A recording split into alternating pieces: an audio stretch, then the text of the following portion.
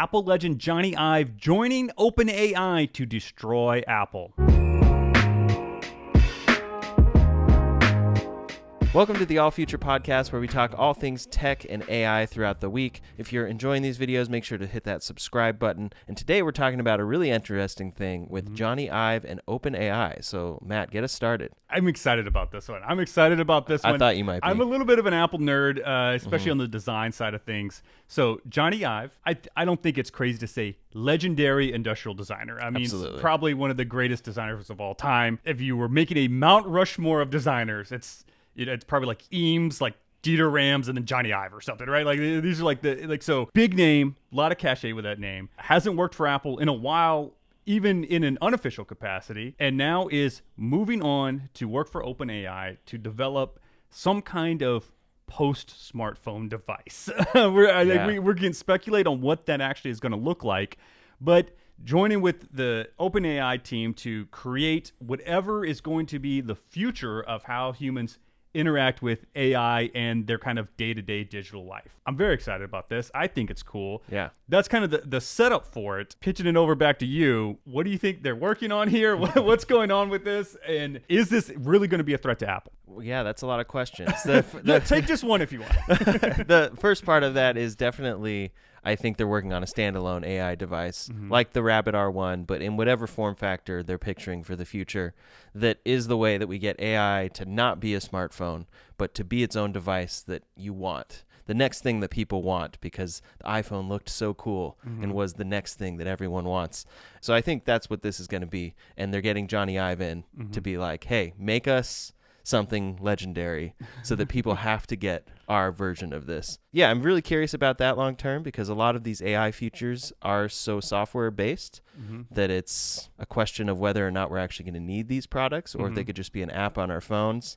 Yeah, on the Apple side of things, they'll probably have to respond in some way, but we might see them just get creative and integrate into an existing product. But yeah, can you give us a little history for people who don't know about Jony Ive? Jony Ive, British designer, starts working for Apple mid-90s. First kind of stuff he's working on is like Newton, things like that. That's Apple's PDA, which is not a device category that even exists anymore, really. Kind of like many things have gotten taken over by the smartphone, but really finds his magic once Steve Jobs returns to Apple in the late 90s. First thing he's really kind of known for is the G3 iMac, or the original iMac, the Bondi Blue iMac, whatever you want to call it, which introduced a few things that seismically started to shift computing and how we think about computers.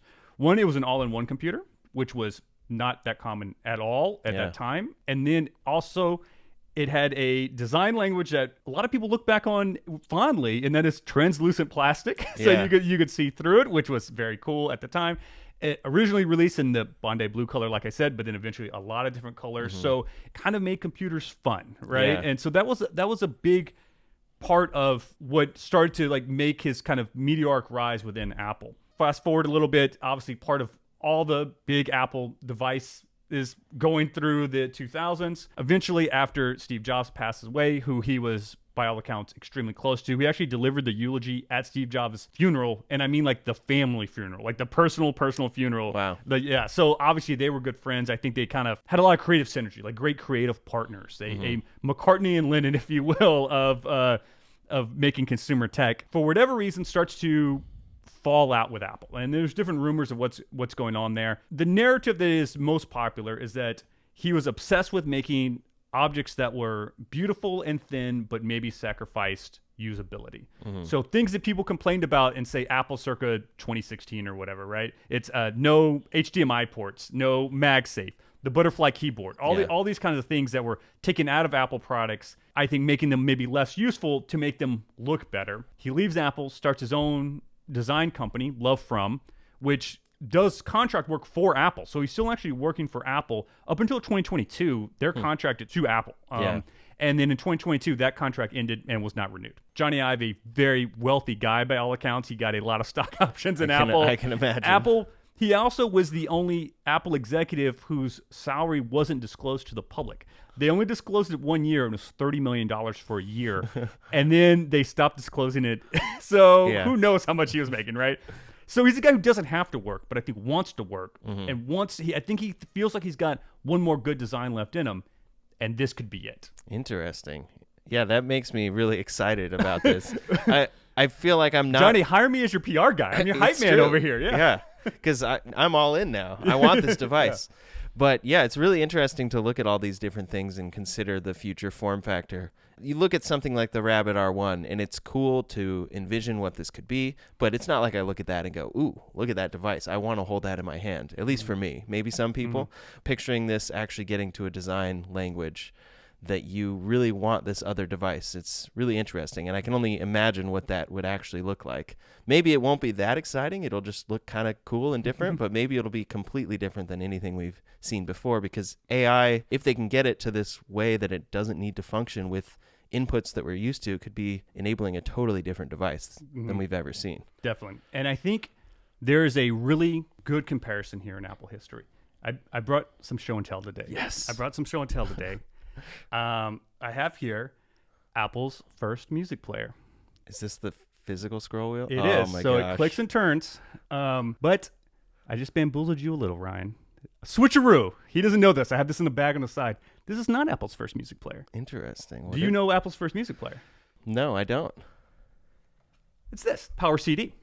Whoa. So Apple made a CD player in the 90s. And then a little less than, I think, like 6-7 years later, they make the iPod, right? And the reason I bring these things up, one is that obviously the iPod is very well designed. It's a cool design. It's much cooler than this thing, right? But what also shifted between here was the technology change that enabled the iPod was the small hard drive. When Apple first makes the iPod, there is the market is essentially MP3 players that have physical spinning hard drives but are too large and heavy, or ones that are using flash storage, but at the time you can't hold that many songs on them, right? Just because of the limitations of the storage. So there's a technology breakthrough that happens in the late 90s, early 2000s, is that they start making the smaller hard drives that can fit in this form factor. And then you combine that with someone like Jony Ive, who was on the iPod design team. It was a team, so not just him. Wasn't the only guy who designed this, but it was the combination of a technology breakthrough and a better design got us between these two things in a really short amount of time, right? And I think if you look at AI, it's our version of the small hard drive, right? Like this is a breakthrough in the tech has happened. So now it just takes someone like Jony Ive to figure out how to turn that into something like this, turn that into a product that people are going to want. I think this is a great thing. And this is only good news, right? Because either one, they make something incredible and cool and everyone wants it, or they at least push the whole kind of industry forward a little, right? Yeah. And I'm sure inside Apple, inside Google, they're looking at OpenAI and they're thinking right now, if these guys start making their own hardware, especially with their intense partnership with Microsoft and all this kind of stuff, are they going to make a shift like this, right? And just put us out of business, right? Like, and this thing right here was actually manufactured by Philips. Really? How many Philips electronics are you buying right now, right? So it's been a while. Yeah. So it's like, oh, if we need to make this jump, or we're going to be in trouble. And I think Jony Ive is that kind of, I don't know, X factor, that kind of weapon you can bring aboard that can really shift things and get eyeballs on what you're making, right? It's like, from the designer of everything you love from Apple, here's this new thing. Yeah, I think this is good news. He can just do a video in his voice. Absolutely. We're good. Pronounce it aluminium instead of aluminum, and everyone's like, we got to buy this thing, right? Exactly. So I think that's where we're at with this. So I'm excited about it. Definitely, me too. And it's really interesting to see all of the different ways these devices are connecting, because we have the Humane AI pin, we have the Rabbit R1, we have the 01 Lite as well. And so there's all these companies. It's very much at the forefront. Like, there's going to be something here. So now it's just taking all of the nerdy engineer tech people and adding in that other element that goes like, how does the average person actually want to use this? And that is the equation that makes this stuff work. And we talk about that a lot with Apple. You know, they're not going to implement this into an iPhone until you can easily explain to your grandmother using an iPhone that, hey, here's this new feature. Oh, it happens to be powered by AI. You're not going to convince her by going, hey, check out this new AI feature, and it's really complicated or something. So yeah, bringing those two into a form factor is really interesting. It does bring up a lot of questions, because why couldn't this just be an app? Why couldn't this be handled by other things? And what is this going to be able to do that will make me want to go for this instead? That's the other side of it, right? Is that Especially, I mean, we've talked a lot about Apple lock-in recently, and the government suing Apple because of this, right? The ecosystem of it all. That's a hard thing to compete against. That's a really hard thing to fight. If you're, say, OpenAI and trying to make something that's going to replace an Apple product or an iPhone or whatever, it's like, oh, there's no ecosystem at all. And I think what their argument needs to be, and we keep using we talk about this a lot, oh, why can't this just be an app? Their argument needs to be is that you don't need apps anymore, right? Like that has to be the shift, is that like, oh, like we know you've got all these apps on Apple system or Google or whatever. You don't need any of that anymore. Yeah. We're in a post-app world. We talked about this last week, in this idea that people are kind of over smartphones, right? Like it's not cool anymore to be into phones or whatever it is, right? This is the kind of thing that can get people to finally make that leap and go, oh wait, maybe I don't need a smartphone with me all the time. Like what if I have just this other device? I'm not even thinking about apps because this thing's doing it all, right? Like think of the apps that you need on your phone, right? And in a practical way, mapping apps, texting, calls, whatever it is. Yeah. AI can do all that without the app paradigm laid on top of that, right? It's, you're just talking to the AI. It's doing everything for you. Who cares about the apps? Yeah. And that adoption at the outset of a new technology, I think, is something a lot of people tend to forget. That, like, when the first iPhone came out, it was exciting and everything, but it wasn't until a few years into that process that the average public is like, oh, this is actually, they're using this for useful things. I should get on board with this. Because today we're just used to, we know what a smartphone is. We use it for all these tasks. We just assume that other people have it. A lot of people assume other people have iMessage even. Yeah, right, like there's all these assumptions with it. But go back to the launch of it, and it was like, what is that thing? And only the people who are wanting to experiment with this tech actually are the ones figuring out what tasks it can automate and stuff. So that's, again, going to happen here. Like, it's kind of hard for some people, including myself sometimes, to see, like, how is this AI device going to actually improve something? But then someone will do it, and then it'll expand to enough of a scale that you're like, okay, all these people are using this AI pin thing or this device to do this task. I don't see why it's better than a phone, but I'll give it a try. And then you're like, oh, okay, I actually get it now. I've got a visual aid for this. Great. This was not planned at all. I got another visual aid. I've got the other early iPhone, or iPods rather, and you can see kind of what you're talking about, right? This is the first one. Almost no one bought this thing, right? This was not a very popular product, but it had the potential. Like, people started to see, oh, there's something going forward here. So Apple has this one. It uses FireWire. The original was Mac only. It physically turns on the wheel. There's physical buttons on it. And then they made this guy, which has the touch wheel and then buttons on the top of it. And then it's not until, this is the 5th generation iPod, the iPod Video, which I think is what people really think of when they think of the iPod. It's the color screen. Yeah. It's the touch click wheel. So it took them several years to really nail down what it was that people wanted and start making people go, oh, I get it now. I've got to get this thing, right? Yeah. And I think we're going to see a similar thing with these kind of AI pins and AI dedicated devices like we're seeing. It's like, oh, this is cool, but it's not really clicking yet. And I think that is going to happen, though. I think that it's only a matter of time before the tech and the design catches up. And I think that's what OpenAI is hoping for, bringing on Jony Ive for this product. So there's the two sides of that. We're kind of talking hardware and software. And so the hardware, I think, I guess we both kind of feel that if Jony Ive's on board, it's going to be something kind of cool, at least something we want. But then on the software side, there are still, the general AI concerns, but then there's like the privacy concern because a lot of people are very private about their phones. A lot of people have like the dark cover about it. I mean, it makes sense. You need to be private about your phone. And then all of a sudden I'm just supposed to be talking about everything. I don't like using Siri in public. I don't like doing that kind of thing. But is that what's going to be expected from this dedicated AI device? If it doesn't have a screen, that's probably going to have to be what my input is. So am I at the grocery store, like, text this person? I just go a lot of different directions. And, a film we talk about a lot here is Her. Spike Jonze, Joaquin Phoenix movie. Scarlett Johansson as the eponymous Her, the AI in it. It is primarily a voice system in that movie. And, he's got the little earpiece in. And then as the movie progresses, if you see what the kind of background characters are doing in this world where everyone has this great AI, you see everyone walking around talking to himself. And it's this really subtle thing. But, there's scenes where he's like on the train or whatever and just everyone is just talking to themselves through their earpiece. Well, it looks like they're talking to themselves. They're talking to their AI.